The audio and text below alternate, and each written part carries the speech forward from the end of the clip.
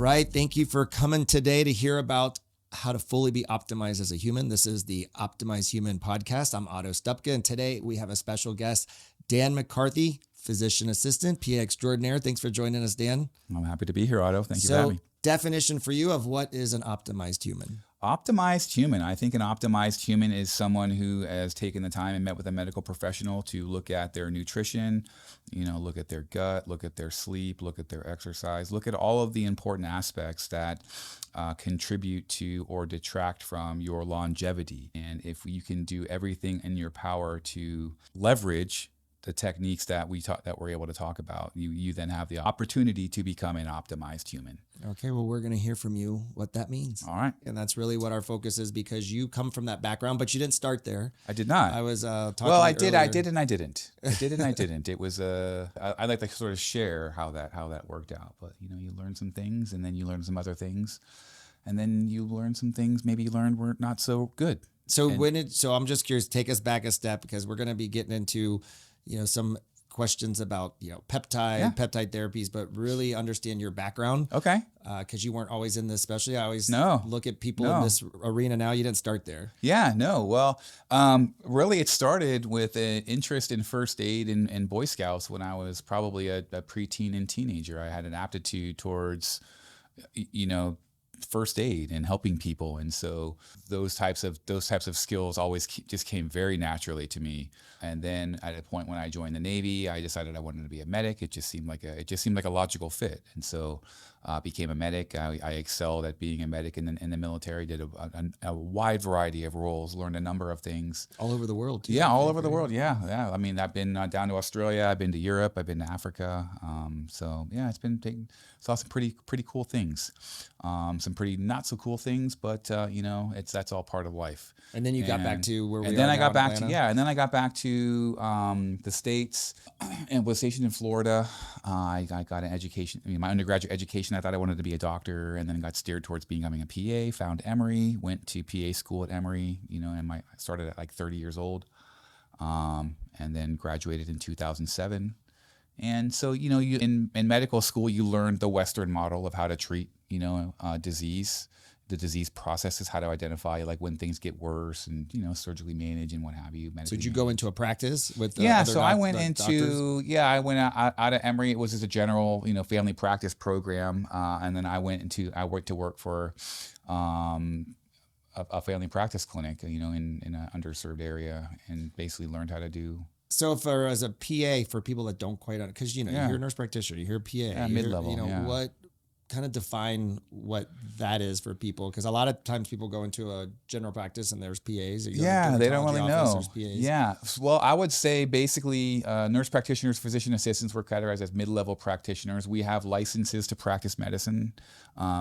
Typically, as a physician assistant, I have a license to practice medicine under the supervision of a doctor. So a doctor, I have a medical license through somebody else's medical license, and so I can have multiple people that I work for and work under multiple licenses, or just a single practice.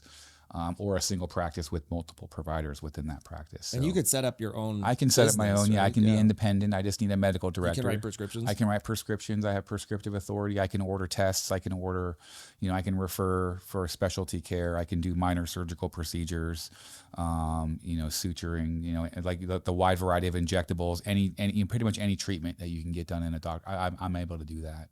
So you were in the traditional medicine world for how long before you kind of said, I would say probably 10, 11 years or so.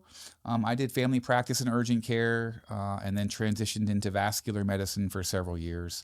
I did arteries and veins. I did lymphatics and veins for Vein Atlanta, which is now they've sold off. So, and then was looking for a job, and I just happened to find this hormone clinic. They had an ad that that spoke to me, and like, do you want to be a subject matter expert, and something along those lines. And I was like, yeah, I would like that, and so I took this job because they were hiring, but found out very quickly that it was a very amazing therapy that really helped people. And what I found is I was talking to myself every day. I was having a conversation with myself every single day.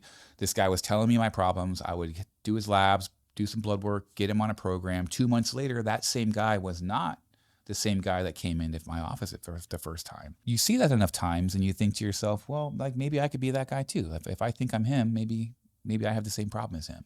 And so I finally got myself tested and found my levels were low, got on a program, and sure enough, in 2 months, like you So you're wouldn't talking believe. about testosterone Yeah, levels. talking about hormone replacement, Right. just like the basic entry level stuff. Just that's it, testosterone. And I just felt amazing. Like people in my life were like, "You're different. Like you're happier now." Like there was just something that had changed. You were And getting optimized. yeah, I was getting optimized. That's exactly, and that's exactly the term that we would use when we were talking to our clients about their hormone levels. Hey, your levels might be normal, but like they're not where they should be to be your best. And so if you want to be your best, this is where we got to try and target those levels. And well, especially when your client patient comes in like, I don't feel normal. Why are you telling me I'm normal? Right? They don't know why. They're on the struggle bus. They've tried everything else and they don't know what else to do. And then now they're coming to me for like, help me. And I'm like, okay, like, it's like, I got you. It's like, it's really great. You bring them into your full, like you just open your wings. You're like, you're going to be safe here, buddy. Like we got you. Like we're going to give you the right information. We're going to give you the right therapy. We're going to get you back on track. We're going to get you optimized. And when you're optimized, like you're going to tell everybody how well you feel. And you're going to tell everybody to come down and talk to somebody like me. And I think to your point, you see results fairly quickly. I think people are very impatient. We're such a quick fix society, right? From weight loss to all these other quick fixes. And you got to tell people you got to give it a little time. It took you 50 plus years or 40 plus years to get to this point and look at their lifestyle. I think they get bogged down with the multitude of things that we can offer, and like the reality is like the more tools that we utilize to help get you to optimization, like the better you're going to be, the more sustained result you're going to experience. And so I think that's where the challenge lies in this space, is being like, yeah, dude, like some is good, all is better, like everything in the kitchen sink is like you're going to shoot for the moon, but like who can afford that? And so trying to make it like manageable and bite-sized pieces to really, you can do it. You can take small chunks and you can chip away at it. And I'm here to tell you, like even at the slowest pace, like those people feel the best. Like they're going to be the happiest. You can look at them. You can look at people that take care of themselves and it shines. That's as simple as getting their hormones balanced, right? So that was your foray into what we would call, optimized medicine or wellness medicine or longevity, all the different things that you hear called now. Yeah. So from there, that was really the aha moment for you. It was like, okay, so that was, I think that the hormones scratched the surface, and then I saw that there was an infinite universe beyond that. And so it was funny. We worked right downstairs from another practice that was more functional, and they did like everything, right? They did peptides. They did, I don't know if I can say the name. Can I say the name? Body Logic MD is there, and they were physicians, and so I would they were a chain. I don't know. Yeah, it's like a program. Exactly. Yeah, like a franchise, if you will, or something. And I think to that point, I think those types of entities aren't bad, because a lot of times doctors or medical professionals like yourself, you don't go to school for the business side, right? Yeah. And those companies come in to try to give you a little bit of a package, a program, and they charge for that, but it makes sense for a lot of practices. It's a fellowship, right? It's a training program. And so I didn't really understand what Body Logic was doing until now. Right now, it's like, peptides and nutrition and hormones, and it's all of it. I'm like, okay, like I get it now. And so, but they were just like all or nothing, whereas we were like, hey, you want to part it out, fine. And so you just kind of meet, I might meet the client where they're at. Like, what do you need? Okay, I'd start here. Like, well, we need to work towards that. And so I think as I, it sparked a healthy curiosity and a desire to investigate and learn even more. And so that has not stopped. And that curiosity and that interest in like finding the best treatments and best, recommended wellness programs for people to like be their optimized best. To human function optimization is really important. And so how can I learn the methods, and how can I align with people who share my interests? And like, I think that's part of it too, is you have to be willing to meet people who are like-minded in order to learn from them, because they learn from somebody. And so we all share. It's a collective of information at this point. Do you currently, is this kind of what got you into the world of peptides? Yeah. It started kind of in the hormone optimization. Absolutely. And Absolutely. peptides have gotten very popular over Very the last, popular. I guess, year or two, or Rightly they've so. been around a long time, but Rightly so, right? Why do you think Right? all of a sudden it's just, wow, everybody's talking about peptides? I think it's just largely a function of, the curiosity of like tapping into the full human potential. I remember it would have to be the early 2000s, like maybe 2000, 99, 2000. I went to undergraduate late. I was an undergrad and I was studying and I was learning about stem cells and like stem cell therapies. And I remember like Christopher Reeves being this spokesperson for the stem cell, like spinal stem cell. And I'm like, if we can figure out how to do that, like this is going to be some next level stuff. Right. And so every step of my education, whether it was my undergraduate, my graduate level, medical education or beyond, like it's just demonstrated a further understanding of those cellular communications, the cellular factors that contribute to human regeneration. And once we understand how to harness that, like the potential is going to be unlimited. And so that's, I think, where biohacking, peptides, hormones, this is like the convergence of all of that intelligence. Like we have people interested in trying them. We've got people that have tried. So like the science is out there. Like the studies are, it's proof positive, anecdotally, like white papers, like you can't refute that the peptide that this stuff works. And so now it's the cat's out of the bag, and now people want it. Now we've opened it, and now they want it, and now it's our responsibility to give it to them responsibly. Yeah, and I think a lot of people have kind of gotten the taste with the weight loss peptides, right, or the fat loss or whatever your GLPs. Well, what else do they?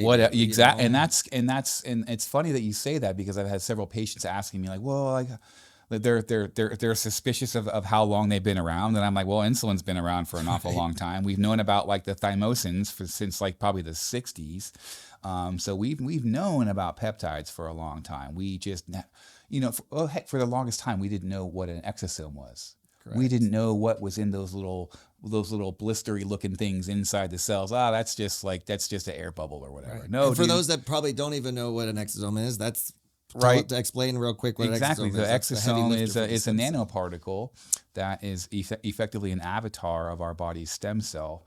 And so the exosomes, they carry, a messenger RNA and coding that tells cells to do things, right? So it's a cell signaler, much like a peptide is a cell signaler. It's a perfect segue into how do peptides work. Yeah, right? Amino acids peptides are chains of amino acids. Depending on which amino acids are connected, they're going to form configurations. Those configurations are exactly what tell cells what to do. And so it could be a ribbon, it can be a bend, it can be a cone. Any of the numbers of shapes that these amino acids will form into, that's what they do. And so we know about 7,000 naturally occurring peptides right now, and we're using maybe 40, 50 clinically. Right. Well, I think you think back to even grade school when you learned about amino acids at first, building blocks of life. Yeah, right? Exactly. There's and they're found in plants, they're found in animals. They're everywhere. And speaking to your point of historically, I thought it was fascinating back, I guess, late 70s, 80s, there was in Russia, the naval guys that were on the nuclear submarines were coming back with thyroid and vision issues. And so the government hired a Dr. Kavinston. Have you heard of him? Oh, okay. I want to say yes. I want to say, I don't know the details, but it's I'm a pretty fascinating story. Yeah. And there's somebody local here that is mimicking those same studies from Russia now for the last 15 years. But the Russian government, pretty unlimited funds, said, hey, fix these guys' problems. And he ended up using amino acids from organ-based tissues from like desiccated pig and things like that, which help to regenerate organs from. And so they're very organ specific in their supplement form. Well, there's adrenal, there's pineal, exactly. There's thyroid. I mean, there's there. So the history, to your point, is there, and the use of these things is there. Yeah. It's just now getting out to the public. Yeah, I think now we've got a public who's like, enough is enough. Like they're fed up with the big pharma. They're fed up with big medicine. They're ready for some real answers and some real information on how they can get better and how they can enhance their wellness. And I'm excited to be part of that. So the type of clinic that you work with now, I know you work with a few places that you travel to, is really focused on human optimization. Right? I would say that's probably the best way to describe it. I think that's the easiest way to describe what I do. I would say, oh yeah, wellness and being healthy. I'm like, no, like, I want you your best. And what does your best mean? That means you're going to be optimized. And when you're optimized, like, you're not going to be coming to me with complaints. You're going to be coming to me happy and healthy. And, you know, I'm not going to see you for sick problems. I want to see you for like, hey, I want to take a peptide for tanning because I'm going scuba diving or whatever, you know? And so like, you're going to be, try that one actually. Yeah. I've heard mixed. I think the more you the tanner you are, I hear it makes your face over tan. So like, I don't know, we'll see. But it has some other side effect benefits, I heard. Yes, yeah. Well, it's funny. So melanotan is actually in the same family as PT141. Okay. So they all kind of share. There's some receptor overlap in there, and so that's where, yeah. So in a nutshell, what are those two? So melanotan, so the PT141, I would call that's like the sex peptide. Well, you know, it's going to help stimulate libido. It can help enhance erectile function. It can help, you know, it's like orgasmic enhancer, right? So in general, I describe it as like a sexual experience enhancer. You know, different people are going to require some different doses, but yeah, that's the main one that we'll see with PT141. And then there's two receptors that are in that same category that we found that when we activate those receptors, it stimulates melanogenesis, or stimulates darkening of the skin. So an artificial tan, so to speak. I mean, who wouldn't want that? Like, who wouldn't want to be tan and have like sex. tan sex? Like better libido. Like, yeah, I mean, but that's the whole point. I think people don't understand peptides. It seems confusing because there seems like there's so many of them. There are, but they kind of chunk into categories. You can, bit, right? And that's the really novel thing about them is you were able to combine them and use combinations or blends, and we find like the synergy of these blends actually helps to potentiate or enhance the outcome and the result that we're really looking for. And so we've got ones that are, you know, it's skin repair, you know, beauty, anti-inflammatory. And we've got, you know, a couple growth hormone ones that we can combine. And, you know, MOTS-C, we can enhance your mitochondrial function, which stimulates energy production from your cells. So once again, back to grade school. Yeah. Mitochondria, what? Powerhouse of the cell. Yeah, powerhouses of the cell. So makes sense if you think about, if you break us down to small particles, we're a bunch of cells, right? Even smaller particles, but you know, for the most part, cells that then make organs and like tissue. I will say we're very complicated chemistry, and our chemistry has combined in a manner with which gives us like the experience that we have. But at the core of what it is that we are chemical experiments and compounds and cells interacting with one another to, you know, put on this grand show that we see. Right. And so really, like, anti-aging and regenerative medicine, if you think about what it is that we do, we're trying to help enhance the cells. So if we optimize cellular function, all tissue of the body is composed of cells. The body is composed of multiple tissue systems, organ systems, right? So it's just, you know, you can reduce this to the lowest common denominator, and it's the cells. So make the cells happy, give them what they need to be their best and to produce energy.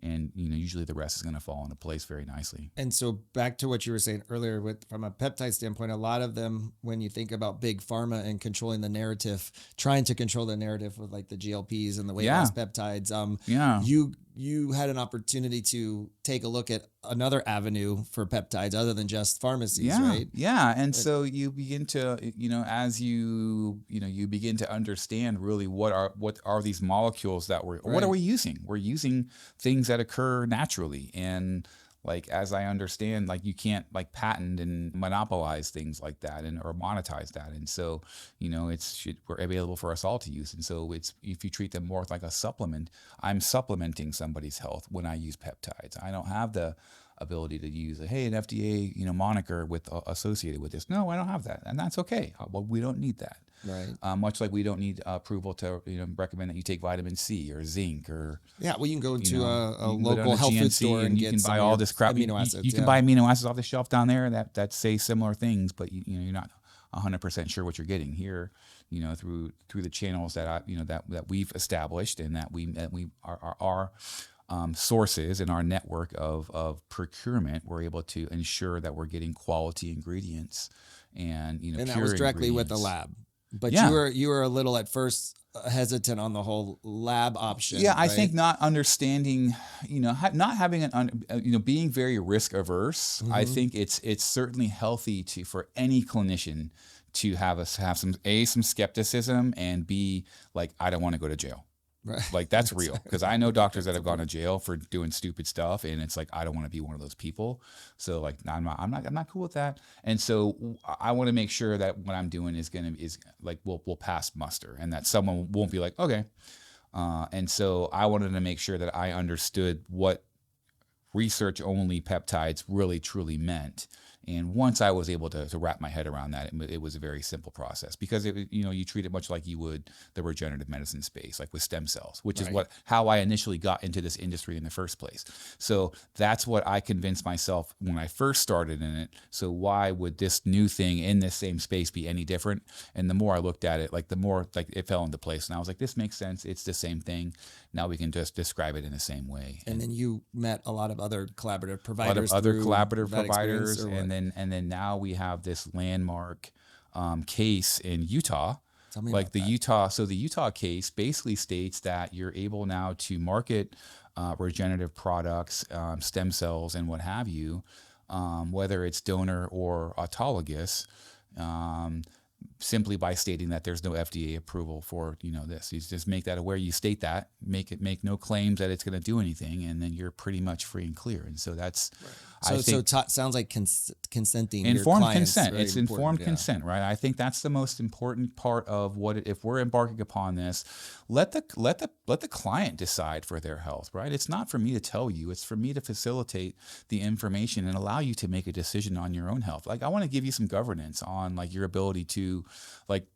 How do you want your health to go? Like, do you want to like follow their way, or do you want to like maybe follow my way? I might have a great way that might, like preserve your health and like shave years off, like, and like make you less, like make you younger than your actual age, I know there are some of the biohackers. That's a really big thing. Like, hey, I want to be, like take years off. Well, there's ways to do it. I think that's another reason why a lot of this is getting out there in the public, because you have these billionaires that are like, I don't want to die anytime soon. So they're now trying to find the fountain of youth through some of these channels, and it's not necessarily new stuff. Yeah. And some of it I think is like, look, I think that the millionaire stuff, it's a little bit if money were no object, great. Right. Like that's cool. But there's also some achievable, right? There's some graspable things that they're doing that are highly effective. And guess what? Hormones and peptides are probably going to lead the list. So everything else is kind of fluff. So I'd be curious if somebody asked me, so what would I have to, invest? What would be a minimal, if I was getting into this optimized state? Because I know I always say people spend money on all kinds of crazy things. And I would say, you're probably going to be spending at a minimum, probably $300 a month and upwards to $500, $600, $700 a month. I think what's important is you have to look at like the totality of what you're getting with that money. Like what are you spending that on? Are you going to get the most bang for your buck?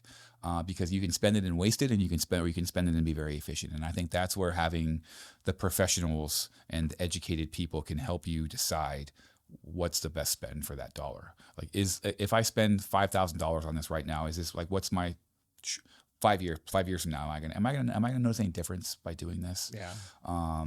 And so, or maybe even 1 year, or maybe even 6 months down, or maybe even like a 1 month down the road. Like how fast am I going to be better? And so it's just making sure that you're delivering on what you're selling, and that because this stuff's not cheap, and that's where you have to have that very high set of morals and a high ethical, stance behind what you recommend and how because I saw when I went to the biohacking conference. I was going to ask you kind of what types of things you attend or what you go to stay on top of so I like to go to like organized medical conference, like stuff for professionals, for like professional scientific conferences. But I've been to some of the layperson stuff. I went to the biohacking. I wanted to see, hey, what are they getting? What are they seeing? What's being pitched to them? And what are they interested in? Because I want, hey, how do I catch these fish? What's sparking their interest and getting them in the door? Okay, well, let me offer some of those types of things and see if I can get some of those folks in here. But I also want to understand like how they're getting to where they're getting, because I think the biohackers and the lay people, they find the answers, but they don't understand the science of how they got to the answer. Mm-hmm. And so people will come to me and they want me to explain the science. And so that's where I have to kind of like, all right, well, what are we going to do? And so I can figure it out. And what I've seen so far is starting to make sense. And it's and when things are easy to connect, I think that's when I think that's where you're going to be able to make the most difference with people, is like when you can really feel on their level what they're looking for and how they're trying to get it done. Where do you see like the next maybe 5 years down the road with a lot of this going, or 5 to 10 years project forward? 5 to 10 years, this is going to be very mainstream. Mm-hmm. I would say 70% or more of offices will be embracing these types of technologies and treatments. And those of us that are in this early adoption or like innovative phase, and at that time, we're going to be the subject matter expert. I mean, we're pretty much the experts at this point. I mean, I don't know if we're self-proclaimed experts, but I'll say it. I'm an expert. And so 5 more years of being an expert is really going to go a long way. It's really going to help, I think, the industry, and it will serve me, because like my ultimate goal is I want to be like an educational professional and help other people, hey, come up the way I came up, and let me help you benefit. Let me show you a better way to go about learning the same information, but in a more streamlined manner that's going to be highly effective and help you, help your patients and your clients and improve your outcomes, and like, hey, focus on that, and the money's going to come. Like everything else is going to fall into place. Yeah, I found even when we did that big launch event with the Peptide University, all across the board, different types of backgrounds and specialties. All, from MDs to PAs to owners of clinics to all different, to the lay people, to the office managers. They're all like they hang on every single word. And so like, what I noticed at the peptide event was it got kind of high level, and people were like, oh, this is intimidating. But then I was like, oh, well, the goal is we're trying to get people, like, we're trying to get you to come to the Peptide U. We're trying to get you to come back and learn more, right? We can't give you everything. We can't give you all of our tricks. Well, some of those people have been doing this for a long time. Yeah, and then exactly. You have a lot of newbies it is a little overwhelming at first. Like you can see the newbies. It's like they're just like you turn a fire hydrant on them, and they're just drowning. And I'm like, it's okay. Like calm down. Like learn one thing. Write down one thing and remember that one thing, and ask you about that one thing later on, right? And I think that's how we help enhance the learning. It's like, don't try to remember it all right now. Like find a couple chunks you like, and then focus on that. So you've been a PA for a long time. You've been in the regenerative optimization space for at least 7 years. Yeah. Give some advice to somebody that's in your shoes. Yeah. Physician assistant or medical provider that they want to get into this. What would you say? So I would say education is the first, I would say number one, and you have to find the right types of information. And so information, and I think a really solid mentor. I think that those are the two most important things that you're going to need. Trying to learn, like I did, I kind of had a little bit of knowledge, and then I was thrown to the wolves, so to speak. And so I had to learn. There's a lot of baptism by fire. It's a decent way to learn. It's not the best way to learn. And so that's where I think the hard part lies, and is like finding the good jobs, finding the jobs who have the mentors and the people that want to I want to develop you. And that is where I feel like it's important to align with folks that are interested in providing that educational arm to the masses, right? Like, hey, we want to help you with our products, but we want to help you learn how to use these products and be comfortable and competent, and know that you can call somebody if you have a question. There's nothing worse than laying in bed, at 3 a.m. Oh my God, I hope this doesn't kill a person. What you offer them. Yeah. So God. Did you get a lot from the Peptide University? I did. Yeah. I mean, I scribbled notes all over that handbook was just chock full of little tidbits and notes, because I think that's what, look, I think at the end of the day, there's not a lot of original content that I'm producing when I'm talking to people about this stuff. And it's ultimately me, repeating the information that I've heard somebody else say in a manner that I really liked and that really resonated and connected with me. And so having the ability to, I would say, assimilate that information and then redisseminate it back to the masses in a manner that just kind of continues with the high energy and the educational aspect of it. So that's important. Well, it's been enjoyable getting to hear your history, because actually I didn't know a lot about your background and how you got started in this. Yeah, and you seem very passionate about this area, the human optimization field, I would say. Would you? I would be lying, Otto. I would be lying if I said that I got into this with altruistic intentions. Let's not kid. I'm doing this for me, bro. Good. I'm learning how to fight the aging process with grace for my own benefit, but I'm using my powers for good, and I want to share what I'm learning along the way, and help others achieve what I want to achieve myself. So There's nothing wrong with a little selfish there's motivation, Dan. I'm the same way, so I totally get it. So when I had my clinics back when I hit 40, we brought in a hormone optimization specialist. So that was about 14, 15 years ago. So I get it, and I learned a ton back then. Actually, so important when I got my blood work done, I didn't have any symptoms of low hormones, low testosterone. And the doctor just said, let me just show you what one of your clients is going to experience going through my program. And he got my blood work back and said, wow, you're not tired or low libido. I said, no, I don't feel any of that right now. He said, well, most of the receptor sites for testosterone are on your heart. And he said the other big percentage is on your brain. But what do they talk about in the media? It's like sex, muscles, all that stuff, right? Yeah. And he said, you can wait till you're feeling symptoms, or you can get on this preventatively. And I'm like, sign me up. Yeah. So to me, that was one of the key moments. I said, first of all, this is more than just what they teach us. Heart health, brain health, right? And so now you have a huge advent of dementia and stuff in our society. So, hormones are critical to get optimized at an early age, I think. Where did the dementia come from, right? The dementia came from the cardiovascular risk. Like, hey, we got to drive cholesterol down so low. So we prescribed statins for all these years to drive your cholesterol low. That's a whole nother podcast, right? Which then drives your testosterone down, because cholesterol is the entry level molecule for steroid synthesis in the body. Yep. So if your cholesterol is too low, you can't make everything else. So, So you guys hear Dan, very knowledgeable in all these areas. We're going to get you back to do some more, but thank you for educating us today. Thank you very much for having me. It was very enjoyable to share the time with you and talk about these topics. Well, this has been another episode of The Optimized Human, and we are just getting this series started. We're looking forward to having you back to hear more from our experts, both in the longevity, wellness, and optimization space. Until next time, we'll see you soon.